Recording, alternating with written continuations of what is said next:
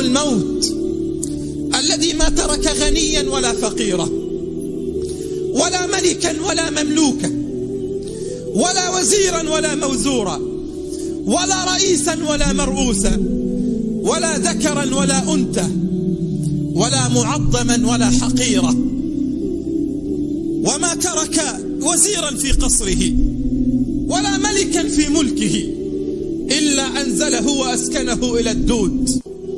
إنه الموت الذي لا يطرق بابنا، لا يطرق بابي ولا بابك. إنه الموت، هو الموت ما منه ملاذ ولا مهرب، متى حط عن نعشه ذاك يركب. إنه الموت، وما أدراكم ما الموت. إذا تاهت نفسك في ظلمات الحياة فذكرها بالموت.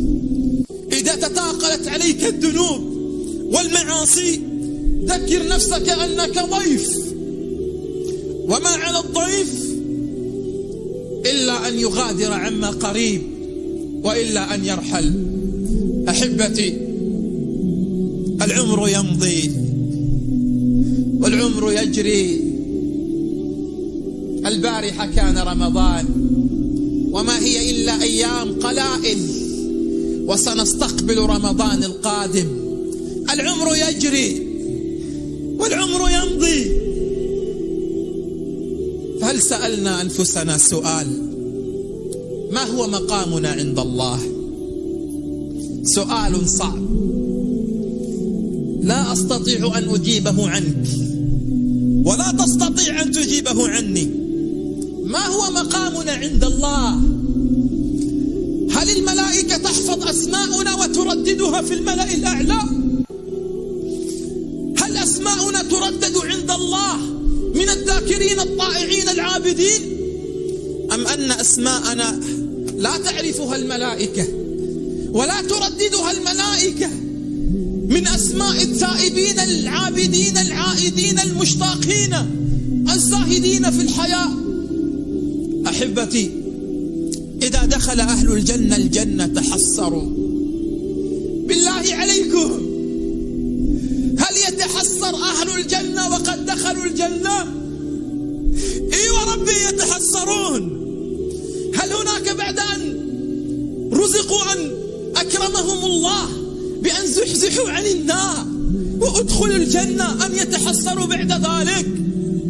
يتحسرون وهم في الجنة.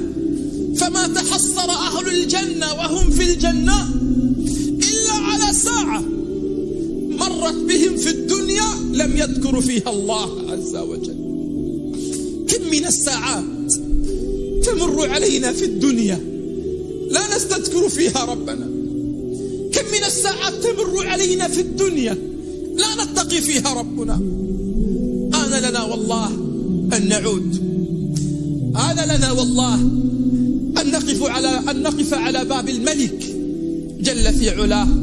والله ما ينقصنا في الحياة، لا ينقصنا في الحياة إلا أن نصطلح مع الله. إذا اصطلحنا مع الله أصلح الله لنا الحياة. إذا اصطلحنا مع الله أصلح لنا الله أرزاقنا. إذا اصطلحنا مع الله أصلح الله لنا أزواجنا. إذا اصطلحنا مع الله أصلح الله لنا أبناءنا. آن لنا والله أن نذرف دموع الندم، أن نذرف دموع الرجوع والتوبة والإنابة إليه جل في علاه قبل فوات الأوان. لقد خلق الله عز وجل له ملائكة منذ أن خلقهم الله جل في علاه إلى أن يرث الله الأرض ومن عليها مهمتهم واحدة لا ثاني لها. مهمتهم هي السجود تحت العرش، هي السجود تحت العرش. فإذا قامت القيامة قاموا. ماذا يرددون؟ ماذا يرددون؟ يقولون: لا إله إلا أنت سبحانك ما عبدناك حق عبادتك، لا إله إلا أنت سبحانك ما أطعناك حق طاعتك. ليس لهم مهمة إلا السجود تحت العرش منذ أن خلقهم الله إلى أن تقوم القيامة.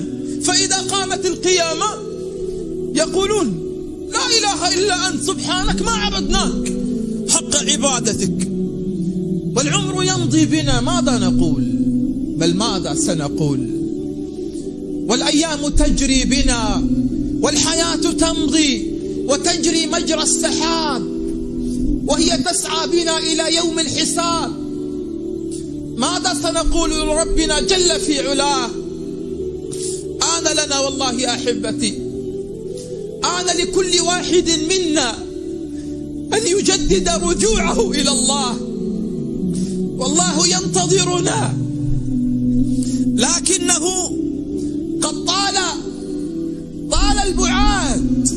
والله يا أحبتي نحن من ابتعدنا، وإلا فإن الله أقرب إلينا من حبل الوريد، أقرب إلينا من حبل الوريد، بابه مفتوح، لكننا تأخرنا، طال بعادنا عن باب الرحيم، عن باب الغفور، عن باب الودود.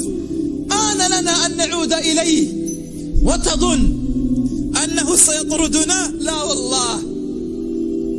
أيطرد الحبيب حبيبه؟ أيطرد الحبيب حبيبه؟ لن يطرد الله من أتاه باكيا، لن يطرد الله من أتاه نادما. لكن قفوا على باب الملك، قفوا على باب الرحيم بدموع الندم، بدموع الرجوع إليه جل في علاه. يا ابن آدم إنك ما دعوتني ورجوتني غفرت لك على ما كان منك ولا أبالي. يا ابن آدم لو بلغت ذنوبك عنان السماء ثم لقيتني لا تشرك بي شيئا، لو أتيتني بقراب الأرض خطايا ثم لقيتني لا تشرك بي شيئا لأتيتك بقرابها مغفرة. إي والله يا أحبتي، إي والله إنه الله جل في علاه. هذه رسالة في الختام إلى كل من قصر في ربه جل في علاه، إلى كل من قصر في صلاته، إلى كل من قطع رحم، إلى كل من تعامل في الربا، إلى كل من تجبر وتكبر في أرض الله. والله إنها حياة قصيرة، ولو أنها خلدت لأحد لخلدت لنبيك صلى الله عليه وسلم، لكنه رحل ومات وانتقل إلى الرفيق الأعلى. فمن نحن؟ سنموت وسنرحل وسينسانا الناس، لكننا سنقف أمام الله الذي لا ينسى عنده جل في علاه.